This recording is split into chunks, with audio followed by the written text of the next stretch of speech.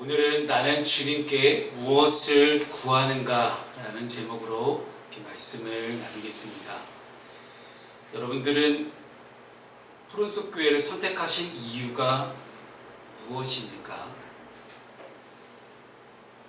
요즘 치킨집만큼 많은 게 교회라고 하잖아요.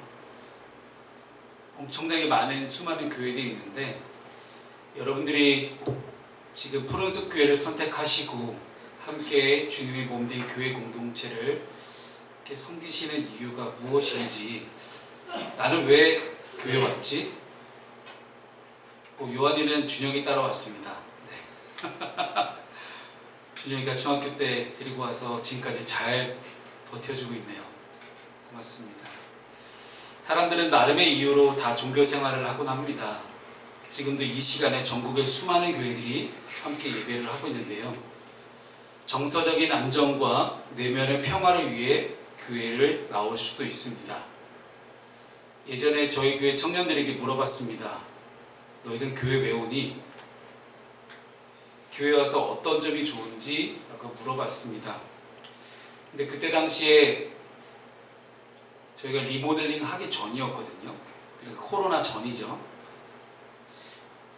반 이상의 청년들이 교회에 오면 마음이 평안하다라는 그런 대답을 했습니다. 그렇죠. 네. 교회에 오면 목사가 허튼 소리는 안 하니까요. 그저 성경 말씀 이야기하니 좋은 얘기구나 하고 듣고 있으면 마음이 평안해집니다. 또 하나 일하는 저희 교회 아니고 다른 교회 다니던 남자 청년인데요. 그 청년이 결혼을 하고 싶다라는 거예요. 야, 니네 교회도 충분히 큰데 왜 그러냐 했더니 선생님 얘네는 안 돼요. 뭐가 안 된다는 거야. 그러더니 결국 그 청년이 선택한 교회가 동산교회였습니다. 왜냐면 어쨌든 안산은 제일 큰 교회잖아요. 안산에 청년들이 제일 많이 모여있는 곳이기 때문에 결국 번듯한 자기네 교회 냅두고 동산교회 가더니 실제로 결혼에 성공했습니다. 네. 그래서 대단하다. 목적 달성을 하긴 했네. 이야. 그래서 사람을 만나고 어떤 교제할 수 있는 만남의 장이라는 이유로 교회 공동체를 선택할 수도 있습니다. 교회가 나에게 공급해주는 것들이 여러 가지가 있겠죠. 설교 혹은 예배, 쾌적한 예배당. 쾌적한 예배당 나와서 말씀드리는 건데 혹시 더우세요? 그럼 에어컨을 좀 트시면 좋겠네요. 네. 에어컨 트셔도 됩니다. 네, 저는 잘 몰라서요. 이쪽에 온도차가 좀 달라서. 네. 자녀를 돌봄 문제를 해결하기 위해서 어떤 아침 일찍 우리 주일학교에다가 아이들 맡겨놓고 난 나만의 시간을 가질 수 있으니 그렇게 할 수도 있고, 주차 시설이 되게 좋은 그런 시설일 수도 있고요. 어느 교회는요, 대형마트 안에 들어간 교회가 있어요. 한국 안에 미국에 있는 교회인데 대형마트에 있으니까 그 대형마트에 있는 교회는 교회에서 예배를 하고 온 가족이 다 같이 그 대형마트에서 쇼핑을 하고 집에 돌아가서 이제 함께 식사를 해먹는 이제 그런 교회가 또 있다고 합니다. 그리고 조금씩 한국 교회에 늘어나는 그런 것 같은데 전원교회, 약간 도시도 아니고 완전 농촌도 아닌 되게 약간 중간지하 지역에 있는 그런 지역에 전원교회라고 딱 만들어 놓고 이제 마치 주일날 나들이 하듯이 교회를 오게 해서 이제 교회에서 매 주일 바베큐를 해먹는, 어딘지 안 가르쳐 드립니다. 거기로 갈 것 같아서. 그런 데가 있습니다. 그러나 이 모든 이유가 우리의 신앙에 확실한 근거가 될 수 없다라는 거예요. 이것은 교회란 무엇인가, 즉 신학적으로 교회론에 대해서 교회란 무엇인가라는 그 교회론에 대해서 제대로 정립되어 있지 않기 때문에 나오는 대답이기도 합니다. 교회는 생명의 떡이신 예수 그리스도 안에서만 온전한 평안한 삶이 있다고 고백하는 성도들의 유기적인 연합체가 교회론이 이야기하고 있는 교회입니다. 오늘 본문의 주제는 생명의 떡입니다. 나는 생명의 떡이니 라는 말씀을 예수님이 하시는데, 사람들은 예수 그리스도를 자신들의 양식이 되어주기를 청합니다. 그러나 예수님은 사람들에게 나는 너희들의 육체의 양식이 아닌 영원한 생명의 양식으로 자신을 내어주고자 이 땅 가운데 오셨다는 사실입니다. 이것은 예수님을 보내신 하나님의 놀라운 뜻이기도 합니다. 오늘 본문 요한복음 6장은 오병이어 사건으로 시작합니다. 갈릴리 바다 근처에서 성인 장정만 5,000명이 넘게 모여있는 어마어마한 사람들이 모여있는 그 광경 가운데 예수님이 제자들에게 야, 우리가 어떻게 하면 저 사람들을 먹일 수 있겠느냐라고 했더니 제자들의 반응이 참 다르게 나와요. 빌립 같은 사람은 계산기를 두드리고 있고요. 아, 예수님, 저 사람을 다 먹이면 얼마큼의 대나무는 필요합니다. 그랬더니 안드레는 그때부터 먹을 걸 갖고 있는 사람을 찾아다니기 시작합니다. 결국은 안드레가 데려온 어린아이 한 명이 가지고 있던 보리떡 5개와 물고기 2마리로 5,000명을 다 먹고 남은 것을 거두니 12광주리가 되었다 하는 놀라운 기적의 순간이 오병이어 사건이었어요. 그 오병이어 사건 이후에 수많은 사람들이 예수님을 쫓아다닙니다. 왜요? 예수님만 따라다니면 먹고 사는 문제가 해결되잖아요. 그래서 오병이어 사건 이후에 예수님은 갈릴리 바다의 건너편으로 건너가셨는데도 그때 당시에 보리떡 5개와 물고기 2마리로 배불리 먹었던 사람들이 바다 건너편에 있는 예수님한테 계속해서 쫓아다니는 그러한 장면이 나오게 되는데, 수많은 무리들이 예수님께 원하는 것이 무엇인지, 그리고 오늘 우리는 주님께 무엇을 구하고 있는지 본문의 말씀을 통해서 함께 살펴보도록 하겠습니다. 첫 번째, 표적을 구하는 세대가 그 사람들의 모습이었고 또한 지금 우리들의 모습이 아닐까 생각합니다.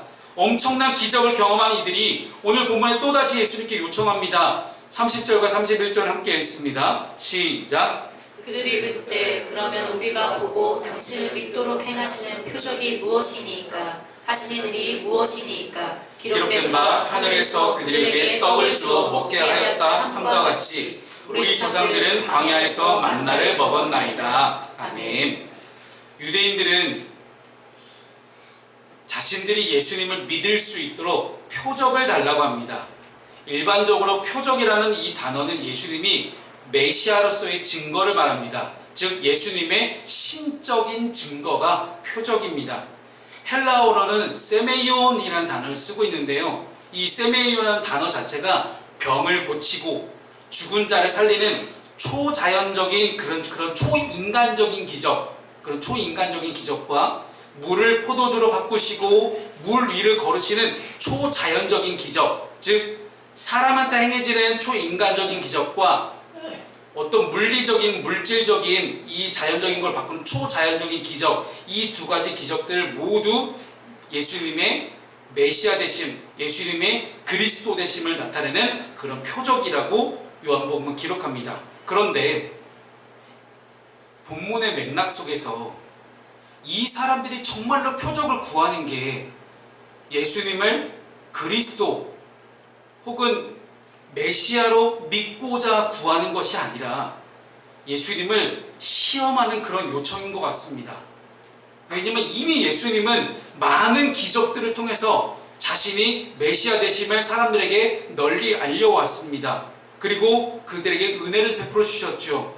동시에 사람들이 이것을 오해하지 않기 위해 기적을 베푸신 이후에 반드시 예수님은 자신이 이 땅 가운데 왜 왔는지, 자신의 존재가 어떤 존재인지를 신이 증거하고 가르쳐 오셨습니다. 즉 기적만 행하시고 쏙 빠지는 게 아니라 기적을 행하신 이후에 자신의 하나님 되심, 신적인 그런 존재라는 것들을 하나님 보내셨다는 것을 분명하게 말씀합니다. 그러나 여전히 사람들이 예수님께 지금 구하는 것은 무엇입니까? 단 하나예요. 오병이와 같은 물질의 축복 외에는 없는 것 같습니다. 다른 때도 아니라 6월절 절기였어요. 오병이어를 먹은 그때가 6월절 절기였거든요. 그래서 6월절을 되면 모든 이스라엘 사람들이 다 예루살렘의 성전으로 모여들어서 성전에서 하나님께 제사를 드립니다.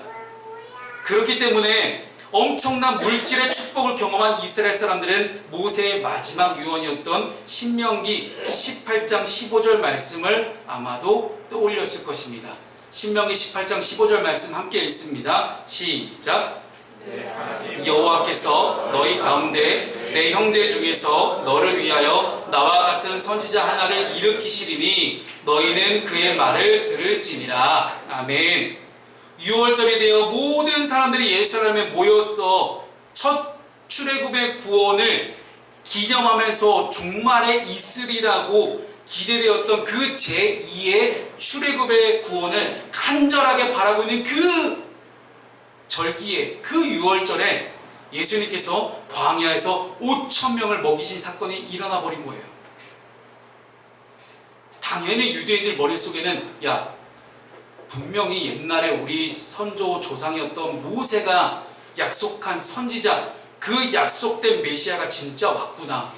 저분이 그분인 거구나. 우리에게 모세 때에 하늘에서 만나와 메추라기가 끊임없이 내렸던 것처럼 모세가 약속한 메시아가 왔으니 저 예수를 따라다니면 분명히 만나와 메추라기와 같은 놀라운 물질 축복이 우리에게 계속 있을 거야 라고 그들은 생각했습니다. 이 예수가 드디어 제2의 출애굽을 이루어줄 것으로 믿고 싶었을 것입니다. 드디어 로마 제국을 다 몰아내고 그때 당시 가나안 땅에 있는 모든 7 족속을 다 몰아내고 이스라엘 나라를 새롭게 건국했던 것처럼 이제 로마를 물리치고 자유와 너무나 풍요로움과 정의의 샬롬을 이룰 수 있는 정말 메시아가 나타났구나 라고 생각했을 것입니다.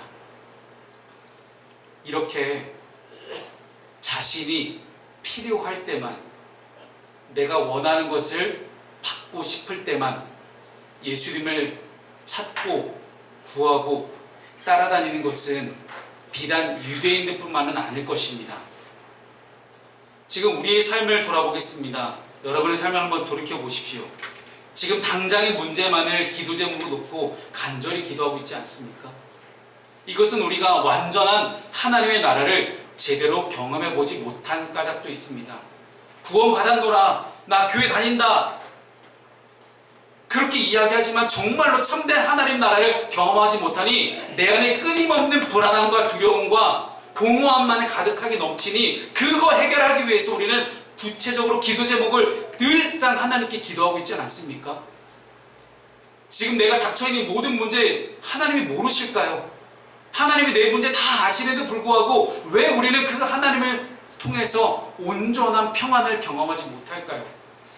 온전한 하나님의 나라를 우리가 아직 맛보고 경험하지 못했기 때문입니다.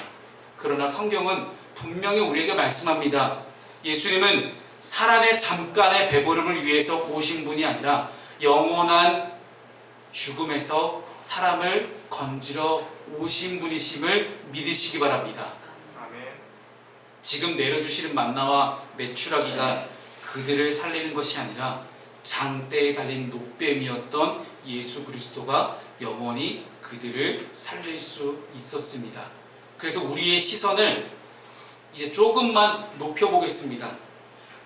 땅의 것을 바라보고 땅에 떨어져 있는 만나와 메추라기를 어떻게든 먹기 위해서 계속해서 땅의 시선이 고정되어 있던 것을 이제는 올려서 내 시선을 하늘로 바라볼 수 있기를 소망합니다. 장대에 매달린 노뱀을 보는 자마다 다 죽음에서 살 수 있었던 것처럼 우리의 시선을 하늘로 올려서 이제 땅의 것이 아닌 하늘의 것을 바라볼 수 있는 우리가 될 수 있기를 소망합니다. 32절 말씀을 함께 읽습니다. 시작. 예수께서 이르시되 내가 진실로 진실로 너희에게 이르노니 모세가 너희에게 하늘로부터 떡을 준 것이 아니라 내 아버지께서 너희에게 하늘로부터 참 떡을 주시나니. 아멘. 유대인들이 과거 자신의 조상들이 모세를 통해 광야에서 만나를 먹었다라고 말합니다.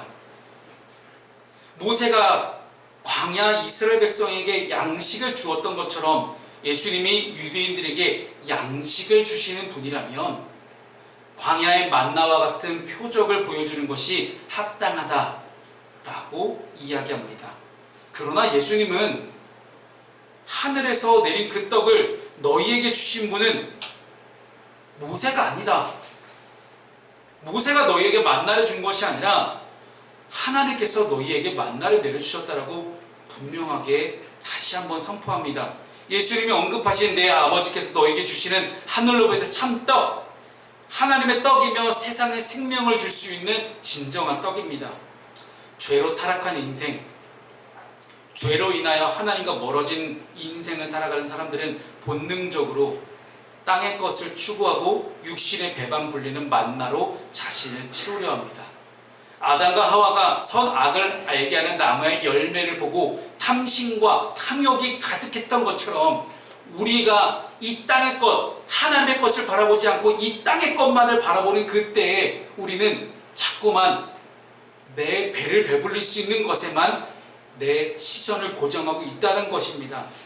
그러나 하나님은 그 인생을 더 이상 이 땅의 것에 우리가 주목하지 않고 하나님의 형상, 즉 하나님께서 처음 아담과 하와를 만드셨을 때 하나님의 형상으로 창조하시고 보시기에 좋았더라 하셨던 그 당시 그 형상으로 우리를 다시 회복시키고자 하십니다.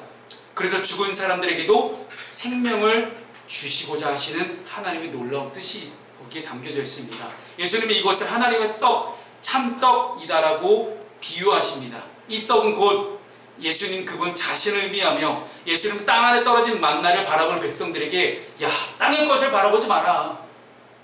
땅에 썩어질 것, 땅에 유한한 것, 내가 죽어서 가져갈 수도 없는 그 많은 것들에 너희들이 인생의 목표와 참된 의미를 두지 말고 오직 하늘의 것을 바라보라고 우리에게 말씀하십니다. 모세는 분명히 위대한 신앙의 영웅이긴 맞습니다. 그러나 영생하도록 양식을 주시는 예수님 앞에서는 하나님의 도움을 필요로 하는 인간뿌림을 우리에게 알려주고 계신 것입니다. 그러나 유대인들은 이러한 예수님의 설명을 들어도 여전히 땅의 양식을 구합니다. 우리가 오늘 이 4월 28일에 함께 모여 이렇게 예배를 하고 나서도 여러분의 인생의 자리, 여러분의 삶의 자리로 돌아가면 여전히 또다시 땅의 것을 추구하며 땅의 유한한 것들을 바라보며 이것들이 나를 살게 할 수 있다라는 그런 굳은 결심을 가지고 계속해서 나의 육신의 정욕과 안목의 정욕과 이생의 자랑을 위해서 기도한다면 우리는 아직도 참된 예수 그리스도를 만나지 못한 까닭입니다. 유대인들에게는 지금 물질적인 떡이 필요했습니다. 그리고 물질적인 떡이 그들의 삶에 일시적으로 공급되는 것입니다. 마치 모세 때처럼 매일매일 그들은 공급되기를 바랬습니다.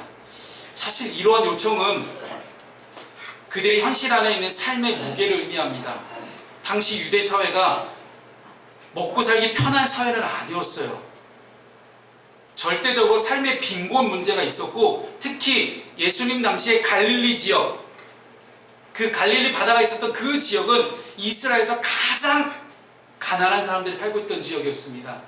그럴 수밖에 없었던 것이 이스라엘 나라는 그 당시 4개의 지역으로 나눠져 있었습니다. 그래서 빌라도 총독이 다스리는 예루살렘 지역이 있었지만 이 갈릴리 지역은 분봉왕이라는 그런 헤롯이 분봉왕으로 지배하고 있었기 때문에 각 지역 4개의 지역별로 세금이 달랐어요. 지금도 우리 경기도하고 저 밑에 경상도하고 세금이 다르잖아요. 그런 것처럼 각 지역별로 세금이 달랐는데 그 분봉왕 헤롯은 로마 제국에 잘 보이기 위해서 더욱더 많은 세금을 갈릴리 지역 사람들에게 거두기 시작합니다. 그러니 갈릴리 지역 사람들은 안 그래도 변변한 그런 돈을 잘 버는 직업이 아닌 그런 못 사는 사람들한테 더 오히려 세금을 많이 거두어가니 얼마나 힘들었겠어요.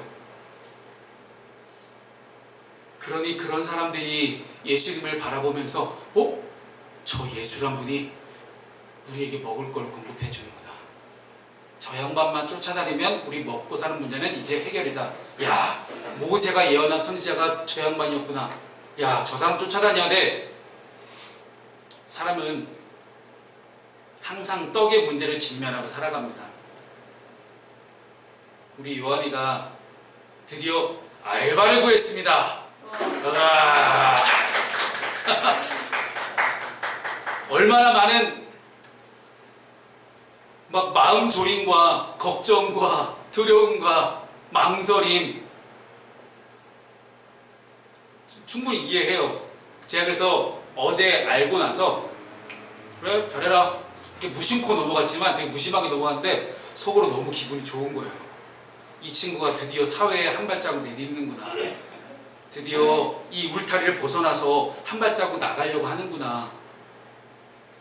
매일 아침 8시부터 10시까지 상록수 다이소에서 카트를 끌고 있는 이제 요한이를 볼 수 있습니다. 왜냐하면 저는 새롭게 도전하는 이 요한이의 멋진 도전 정신에 정말 큰 박수를 보내고 싶습니다. 너무 귀합니다. 그런데 이렇게 요한이도 어쨌든 울타리를 벗어나서 자기 스스로 떡의 문제를 한번 해결해 보고 싶다 하는 그런 마음을 가지고는 있었어요. 그런데 이미 뭔가 자기 스스로 짜놓은 프레임도 있고 사람들의 자기를 향한 그 프레임도 있고 그 많은 그 틀로부터 벗어나기가 살짝 쉽진 않습니다. 그러나 벗어나기 힘든 그 틀 안에서 요한이는 이제 알을 깨고 나오는 것이고요. 그 알을 깨고 나왔을 때 요한에게 이제 새로운 인생이 펼쳐지고 정말 지금까지 경험할 수 없었던 수많은 기회들이 앞으로 계속해서 있을 것이라 생각합니다. 그런 너가 하면 해야 되는데 우리 하치현 지사님이 아멘하고 계시잖아요 지금. 저는 이거를 왜 정말 높이 사냐면요, 오늘 유대인들이 그랬어요. 몇천 년 동안 딱딱한 율법 체계 안에 갇혀가지고 그들은 그 틀을 깨고 나오지 못하고 있었어요. 그러니 자신들의 눈앞에 다가왔던 예수님을 만났지만 예수님을 통해서 온갖 수많은 기적들을 경험했지만 그들에게 더 이상의 기회는 없었다는 거예요. 왜요? 지금 자기의 만족을 줄 수 있는 것만은 그들은 찾았기 때문입니다. 그 이후에 더 놀라운 생명의 놀라운 기적들이 앞에 있음에도 불구하고 그 놀라운 생명의 은총이 감히 지금까지 어느 누구도 경험하지 못했던 예수님을 통해서 주시는 하나님의 놀라운 생명과 사랑의 은총이 있음에도 불구하고 그것을 바라보지 못하고 그 기회를 잡지 못했던 유대인들, 왜 그랬을까요? 여전히 율법 안에 가로막혀 있었기 때문입니다. 율법은 이스라엘 사람들을 살리게 했습니다. 율법 때문에 망해보기도 했고 율법 때문에 회복하고 살아나기도 했습니다. 그러나 그 율법이 아닌 하나님을 바라볼 수 있었어야 됩니다. 하나님을 바라볼 수 있게 하는 도구로 율법을 주셨지만 율법이 하나님을 대체할 수는 없었다라는 거예요. 그렇다는 것은 지금 하나님 나에게 주신 놀라운 은총과 또한 생명의 떡과 그리고 율법, 이것도 다 중요하지만 말씀도 정말 중요하지만 정작 우리가 바라봐야 할 것은 하나님 한 분밖에 없는 줄로 믿으시기 바랍니다.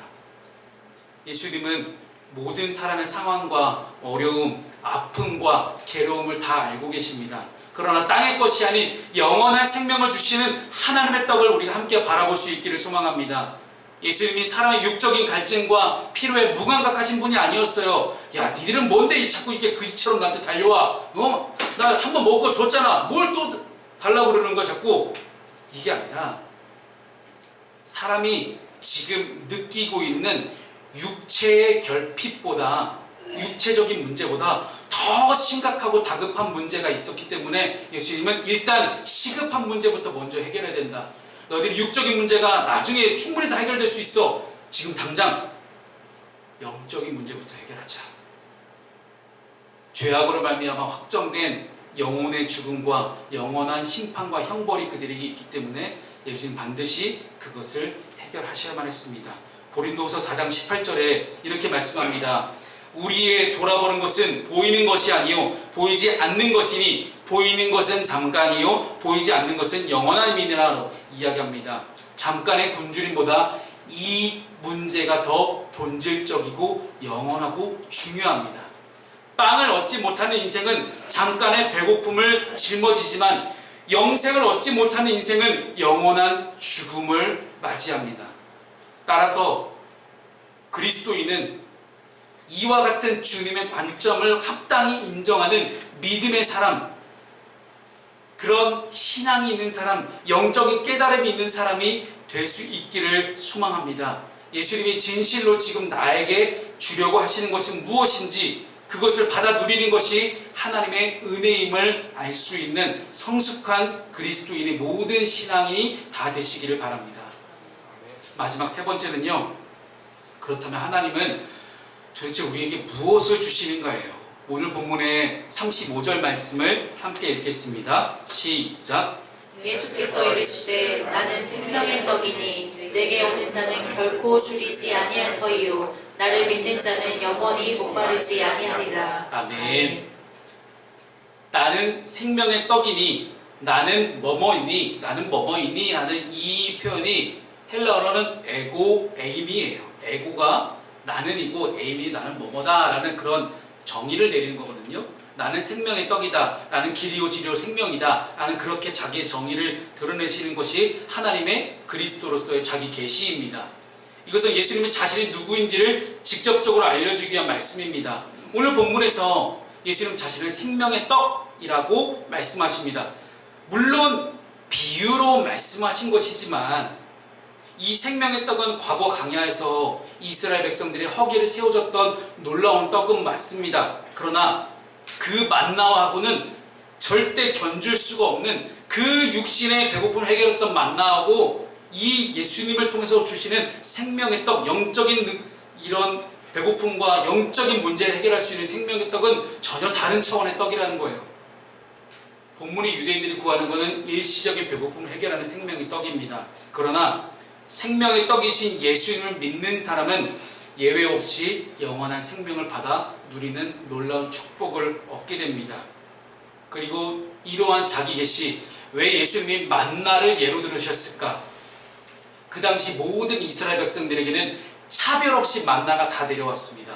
그렇다는 것은 지금 이스라엘 백성을 비롯한 우리 모든 인류에게도 예수님이 모든 인류에게 생명의 떡이 되신다. 차별 없는 예수님의 그리스도 되심을 우리에게 선포하고 계신 것입니다. 왜냐? 그 당시 유대인들은 자기들만 구원받는다고 생각했거든요. 그러나 예수님은 아니다. 너희들뿐만 아니라 이 땅의 모든 사람이라면 생명의 떡인 예수 그리스도를 받아 먹은 사람마다 다 구원받을 수 있다는 복음의 보편성에 대해서 우리에게 알려주십니다. 하나님은 예수 그리스도를 분명한 계획과 목적을 가지고 보내셨습니다. 죄로 인해서 영원한 죽음에 있을 수밖에 없는 이 수많은 죄인들에게 이제 예수를 믿기만 하면 영생을 얻을 수 있게 하셨어요. 그래서 하나님이 아들로 말미암아 주시는 이 놀라운 영생은 첫 번째는 사람의 죽었던 영혼을 살리는 영생이요, 두 번째는 죽었던 몸을 재림의 날에 다시 살리는 부활의 생명입니다. 예수님은 이러한 하나님의 뜻과 계획을 강조하시면서 예수님이 행하신 사역의 근거가 오직 하나님 아버지의 뜻을 행하는 데 있음을 분명하게 선포하십니다. 솔직히 제가 예수님이라면 당장 먹을 것만 밝히는 이 유대인들이 꼴 보기 싫었을 거예요. 그렇잖아요?